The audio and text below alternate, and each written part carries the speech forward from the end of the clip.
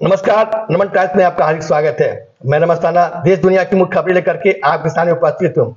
कल दुबई में खेले जाने वाले चैंपियंस ट्रॉफी के सेमीफाइनल में भारत ने ऑस्ट्रेलिया को 4 विकेट से हराया।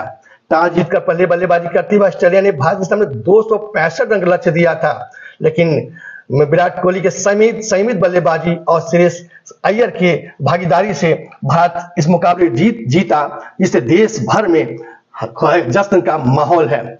बताते चले ऑस्ट्रेलिया भी इस मैच में कहीं जीतता हुआ नहीं दिखाया। जिस तरह से पाकिस्तान एक तरफा हारा था, उसी तरह ऑस्ट्रेलिया भी हारा। पाकिस्तान की हार पे वहां के पूर्व क्रिकेटर इंजामुल हक ने कहा था कि पाकिस्तान ट्रेडिशनल बॉलरों के साथ उतरा था और अगर 3 स्पिनर लेकर खेलता तो जीत सकता था।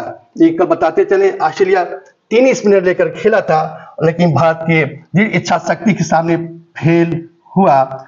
9 तारीख को भारत का मुकाबला किससे होगा, आज न्यूजीलैंड और साउथ अफ्रीका में खेले जाने वाले सेमीफाइनल से पता चलेगा। अब बात करते हैं अमेरिका और यूक्रेन के संबंधों में। बताते चले 2 दिन पूर्व अमेरिकी राष्ट्रपति डोनाल्ड ट्रंप और यूक्रेन के राष्ट्रपति जेलेंस्की के बीच में तीखी नोकझोंक हुई थी।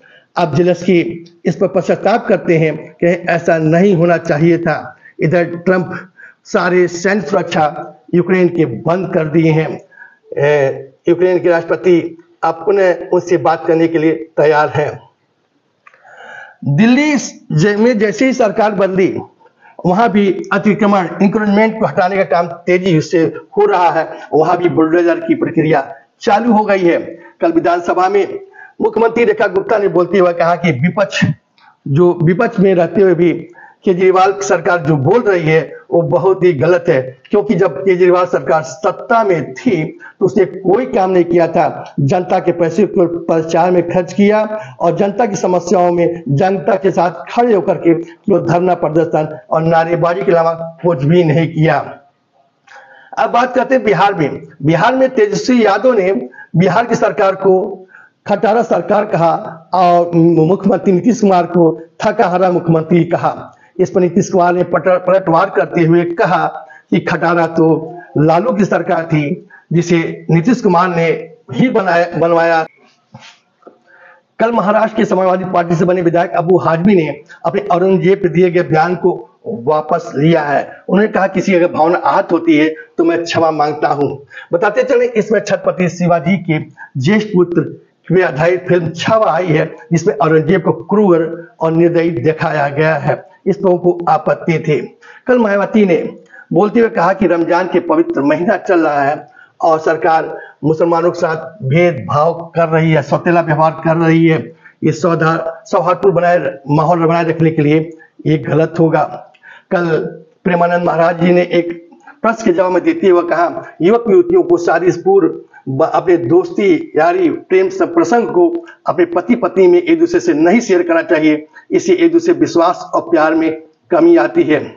कल उत्तर प्रदेश के मुख्यमंत्री योगी आदित्यनाथ ने विधानसभा में विपक्ष को जवाब देते हुए कहा कि वह महाकुंभ को जिस तरह से किया, ये करना किसी के बस की बात नहीं है। जिस तरह से उन्होंने इस धर्म को आयोजित किया था, उससे भारत की जीडीपी में बढ़ोतरी हुई है। उन्हें विकास की भी बातें की और मौनी अवस्था के दिन हुए भगदड़ का उन्होंने खुलासा नहीं किया था। इसके पीछे उन्होंने तर्क दिया, अगर वो कुछ भी बताते ये अफवाह बहुत तेज फैलती और पूरी व्यवस्था अस्त व्यस्त हो जाती।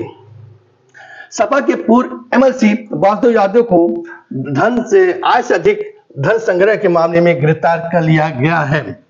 बताते जाने कल मिल्कीपुर अयोध्या में रह रहे संदिग्ध आतंकवादी अब्दुल रहमान को हरियाणा के फरीदाबाद से पुलिस ने गिरफ्तार कर लिया है और उसके नेटवर्क तलाशते हुए उत्तर प्रदेश में आजमगढ़ बलिया सहित कई जिलों में छापे मारे हैं। बदायूं जिले की बेटी शहजादी को यूएई में फांसी दे दिया गया है और उनके पर आरोप था वो एक 4 महीने की बच्ची की हत्या की थी। पिता अपने गरीबी बेबसी का हवाला देते हुए कहा कि वो डेड बॉडी लेने यूएई नहीं जा सकते हैं। उत्तर प्रदेश सरकार ने टीचरों को आर्थिक मदद देने की कवायद की है। उन्होंने कहा कि कोई टीचर अगर बहुत बीमार होता है तो उसको 30,000 से बढ़ाकर 1,00,000 रुपया दिया जाएगा। कल आज का समाचार यही समाप्त हुआ, कल फिर मुलाकात होगी, तब तक मुझे इजाजत दीजिए। आपका दिन शुभ हो।